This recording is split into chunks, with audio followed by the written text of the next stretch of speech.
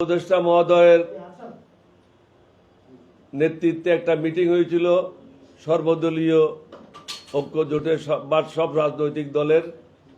যে কোনো কারণে হোক আমরা সেখানে উপস্থিত থাকতে পারি নাই, যার জন্য সরকারের পক্ষ থেকে একজন উপদেষ্টা দুঃখ প্রকাশ করেছেন এবং তিনি বলেছেন আগামীতে কখনো এই ধরনের ঘটনা ঘটবে না। সুতরাং এটা নিয়ে আর কোনো কথা বলতে চাই না। আমরা মিটিংয়ে থাকি বা না থাকি, আমাদের বাংলাদেশের ব্যাপারে যে বক্তব্য সেটা অত্যন্ত স্পষ্ট এবং ভারতকে এটা বুঝতে হবে। আমরা মুক্তিযোদ্ধারা এখনো জীবিত এবং যারা আমরা সামরিক বাহিনীতে ছিলাম, মুক্তিযুদ্ধে অংশগ্রহণ করেছিলাম, আমাদের সহকর্মী যারা সিভিলিয়ান ছিল তারা এখনো জীবিত। বাংলাদেশ একটি স্বাধীন সার্বভৌম রাষ্ট্র। এখানে লেঙ্গুর দর্জি ছিল শেখ হাসিনা, ভারতের দালাল। আজকে বাংলাদেশ শহীদ রাষ্ট্রপতি জিয়াউর রহমানের মৃত্যুর পর বা বেগম জিয়ার পিরিয়ড বাদ দিলে বাকি সময় ছিল তারা ভারতের দালাল হিসেবে কাজ করেছে। বর্তমান ভারতের দালাল হিসেবে আমরা কাকেও কাজ করতে দেব না। আমরা ভারতের বিরুদ্ধে না, আমরা কোনো দেশের বিরুদ্ধে না।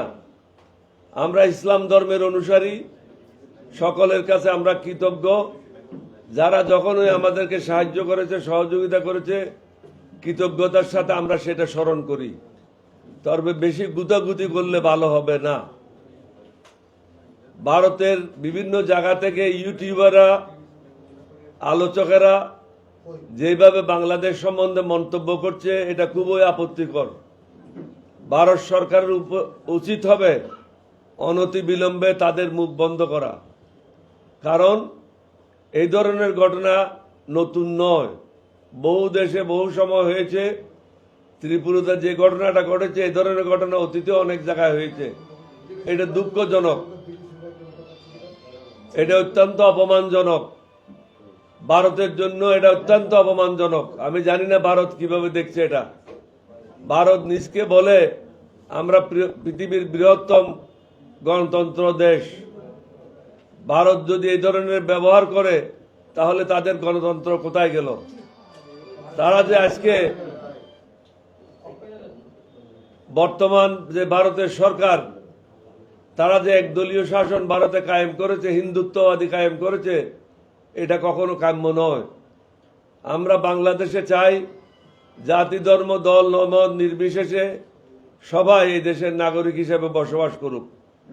ভারতেরও উচিত হবে বাংলাদেশে আর নতুনভাবে কোনো দালাল যেন সৃষ্টি না করে বাংলাদেশের মানুষের সাথে মিলেমিশে তারা তাদের রাষ্ট্র পরিচালনা করবে, আমরা আমাদের রাষ্ট্র পরিচালনা করব। যার যেখানে সাহায্যের প্রয়োজন পড়বে আমরা একে অপরকে সাহায্য করব। তবে শত্রুতামূলক যে মনোভাব ভারত পোষণ করছে সেটা যেন অনতিবিলম্বে বন্ধ করা হয়। তারা বিভিন্ন সময় প্রতিদিন বলে যাচ্ছে ভারতে হিন্দুদের উপর এটা হচ্ছে, ঘরবাড়ি পড়াইয়ে দেওয়া হয়েছে, ব্যবসা বাণিজ্য দখল করেছে। আমি বলেছি, মমতা ব্যানার্জি আপনি যে বক্তব্যটা রেখেছেন অত্যন্ত আপত্তিকর। আপনার উচিত আগে মোদিকে বলে ভারতের প্রত্যেকটা রাষ্ট্রে জাতিসংঘের শান্তি মিশন ওখানে কায়েম করা। মুসলমানদের উপরে যে জুলুম হচ্ছে ভারতে, সেটা সশক্তকে যেন শান্তি মিশন দেখতে পায়। বাংলাদেশে হিন্দুদের উপর কোনো ধরনের জুলুম করা হচ্ছে না। এইবার যেভাবে দুর্গাপূজা করেছে, বাংলাদেশে বোধহয় গত 50 বছর 60 বছরে এই ধরনের দুর্গাপূজা হিন্দুরা করতে পারে নাই।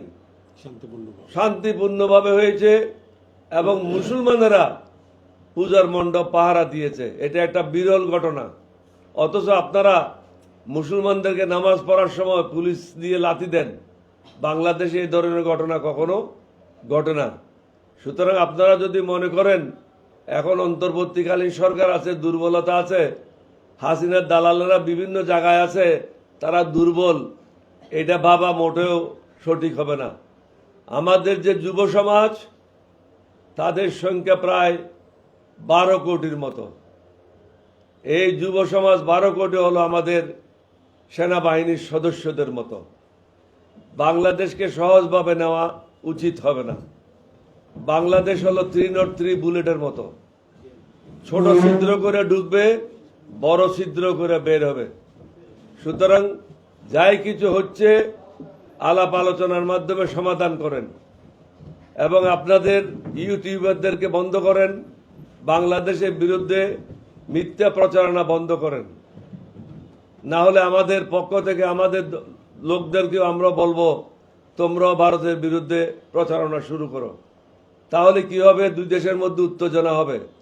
দুই দেশের মধ্যে উত্তেজনা হলে আপনারা মনে করছেন বাংলাদেশ ছোট দেশ, কিন্তু বাংলাদেশের অনেক বন্ধু দেশ আছে যারা নিউক্লিয়ার পাওয়ার আছে।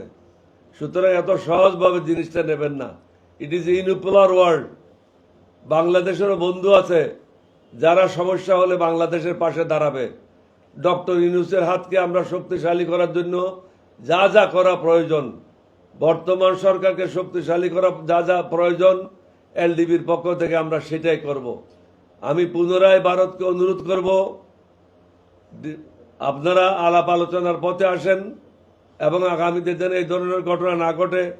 আপনাদের উগ্রবাদীদেরকে বন্ধ করেন। আপনারা যে উগ্রবাদী রাজনীতি শুরু করেছেন, এটা আপনাদের জন্য ধ্বংস ডেকে নিয়ে আসবে। অন্যায় কাজ কখনো বেশি দিন টিকে থাকতে পারে না। আমরা ইসলাম ধর্মের অনুসারী, আমরা ধ্বংসে বিশ্বাসী না, অপরের ক্ষতিতে বিশ্বাসী না। আমরা চাই প্রত্যেকে নিজের নিজের জায়গায় সুখে শান্তিতে বসবাস করুক। আমাদেরকে যেন কেউ ডিস্টার্ব না করে, আমরাও সেটা কামনা করি। আজকে আমাদের আরো কিছু বিষয় হচ্ছে,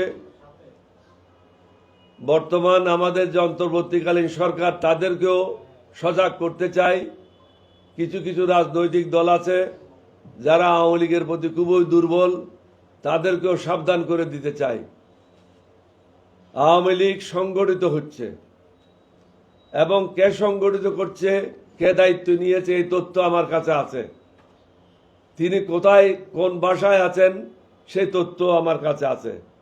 তাকে কারা কারা সাহায্য করছে সেই তথ্যগুলি আমার কাছে আছে। সুতরাং আমরা যদি মনে করি স্বৈরাচারীরা বসে আছে, এটা সঠিক নয়। স্বৈরাচারীর দোসররা প্রথম স্তর, দ্বিতীয় স্তর, তৃতীয় স্তর, পুলিশের মধ্যে আছে, প্রশাসনের মধ্যে আছে এবং বিভিন্ন প্রতিষ্ঠানে স্বৈরাচারীর দোসরগুলি এখনো অবস্থানে আছে। বর্তমান সরকারকে বলবো, ডক্টর মোহাম্মদ ইউনূস সাহেবকে অনুরোধ করব, আপনি আর কাল বিলম্ব না করে যেভাবে হোক দোসরদেরকে চিহ্নিত করেন, চিহ্নিত করে তাদের তালিকা প্রস্তুত করেন। তাদেরকে বদলি করা সমাধান নয়, তাদেরকে চাকরি থেকে বরখাস্ত করেন এবং তাদের বিরুদ্ধে ইনকোয়ারি করেন। এমন কোনো কর্মকর্তা আওয়ামী লীগের পাবেন না, আওয়ামী লীগের ইউনিয়ন লেভেল থেকে সর্বোচ্চ লেভেল থেকে এমন কোনো নেতা পাবেন না যার কাছে 50 কোটি টাকা থেকে কয়েকশো কোটি টাকা নাই। হাসিনা নিজেই বলেছে তার ঘরের প্রিয়দের কাছে 400 কোটি টাকা আছে। সুতরাং সাবধান হতে হবে আমাদেরকে। এই সরকারকেও সাবধানতার সাথে আগাতে হবে। মনে রাখবেন, মাকড়সা কিন্তু খুব শখ করেই তার চারিদিকে জাল বুঁদে, পরে ওই জালের মধ্যে তার মৃত্যু হয়। মাকড়সা কিন্তু তার বুনা জালের থেকে বের হতে পারে না। অতীতে অনেকে এরকম ধ্বংস হয়েছে, আগামীতেও এরকম ধ্বংস হবে। যে অন্যের জন্য গর্ত কোথায় করে, পরবর্তীতে সে নিজেই ওই গর্তে পতিত হয়। সুতরাং আমার ক্ষতি করবেন, কারো ক্ষতি করবেন, নিজে আরামে থাকবেন, এটা মেনে নেওয়া যায় না এবং এটা চিন্তাও করবেন না। আল্লাহ রব্বুল আলামিন হলো চূড়ান্ত ক্ষমতার মালিক, জনগণ কোনো কিছুর মালিক না। আমরা হলাম আল্লাহর গোলাম। আল্লাহ রব্বুল আলামিন যেটা আমাদেরকে নির্দিষ্ট করে দেবেন, আমাদেরকে সেই নির্দিষ্ট পথে চলতে হবে। জীবনে সুযোগ বারবার আসে না এবং আল্লাহ কাকেও বারবার সুযোগ দেয় না। এটা একটা অপূর্ব সুযোগ এসেছে এই দেশের সম্মুখে, দেশকে নতুনভাবে গড়ে তোলার জন্য।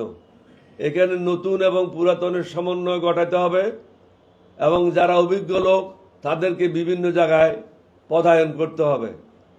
অভিজ্ঞতার কোনো বিকল্প নাই। লেখাপড়া আপনি বই পড়ে আহরণ করতে পারবেন, রিসার্চ করে আহরণ করতে পারবেন, কিন্তু অভিজ্ঞতা আহরণ করা যায় না। অভিজ্ঞতা হলো প্রত্যেকদিন কর্মকাণ্ডের মাধ্যমে আপনি শিখেন। আমরা যেভাবে রাষ্ট্র পরিচালনা শিখেছি 1975 থেকে নিয়ে 1981 পর্যন্ত, এরপরেও 3 বার মন্ত্রী ছিলাম, সফলতার সাথে কাজ করেছি। 6 বার এমপি ছিলাম, সফলতার সাথে কাজ করেছি। আমাদের এক ধরনের অভিজ্ঞতা আছে এই রাষ্ট্র কিভাবে পরিচালনা করতে হয়।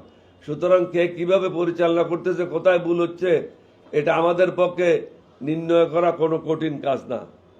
বর্তমান সরকারের জন্য আগামী দিনগুলি অনেক বেশি কঠিন হবে। আমি ইউনূস সাহেবকে যতবার 2 বার গিয়েছি ওনার কাছে, ওনাকে বলেছি আপনি নিরাপদে নাই, আপনার বিরুদ্ধে প্রতিদিন ষড়যন্ত্র হচ্ছে, দেশি এবং বিদেশিরা একত্রে মিলে। সুতরাং কখন কি ঘটে তা বোঝা যায় না। আপনাকে অত্যন্ত সতর্কতার সাথে আগাইতে হবে। এই সরকার 3 মাস অতিক্রম করেছে, অথচ দৃশ্যমান তেমন কোনো কিছু উন্নতি দেখা যাচ্ছে না। রেমিটেন্স ব্যতি রেখে অর্থনীতিতে অন্য কোনো উন্নতি নাই বললেই চলে। কৃষি বাজারের পণ্য সুষ্ঠু মনিটরিং হচ্ছে না। যদি মনিটরিং না হয়, শুধু থিওরি দিয়ে কাজ করি, বাস্তবতার সাথে সেটা মিল থাকবে না। বই পড়ে দেশ চালানো যায় না। দেশ চালাতে হলে বাস্তবতার আলোকে দেশ চালাতে হবে। আবেগে বশীভূত হয়ে যদি কোনো কাজ করি, সেটা ভুল হবে। আমাদেরকে বিবেককে কাজে লাগাইতে হবে। বিবেক হলো আল্লাহর দেওয়া, আবেগ হলো মানুষের নিজস্ব। সুতরাং আমাদেরকে এখনো সময় আছে, হুঁশিয়ার হতে হবে। 3 মাস খুব কম সময় না। 3 মাস যখন আমরা বিগত দিনগুলিতে তত্ত্বাবধায়ক সরকার, অন্তর্বর্তী কেয়ারটেকার সরকার করেছি, তাদেরকে 3 মাস সময় দেওয়া হয়েছিল শুধু নির্বাচন করার জন্য, এবং তারা অনেকেই সুন্দর সুষ্ঠুভাবে নির্বাচন করেছে। যেমন লতিফুর রহমানের সময়, জাস্টিস শাহাবুদ্দিনের সময় এটা উল্লেখযোগ্য নির্বাচন করেছে। নতুন নতুন ষড়যন্ত্র করছে, এবং ষড়যন্ত্র হচ্ছে যা মানুষের জন্য খুবই বিব্রতকর।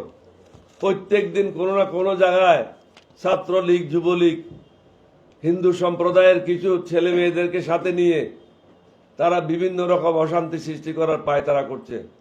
হাসিনা দিল্লিতে বসে তাদেরকে দিক নির্দেশনা দিচ্ছে।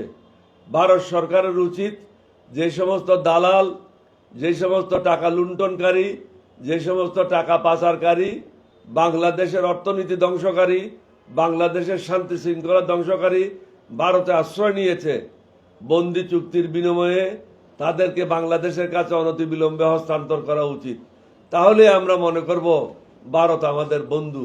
না হলে আমরা কখনো মনে করতে পারবো না তারা আমাদের বন্ধু, কারণ তারা জনগণের শত্রুদেরকে জায়গা দিয়েছে। হাসিনা হলো দেশদ্রোহী, হাসিনা হলো ফেরাউন, হাসিনা হলো নমরুদ, স্বৈরাচার।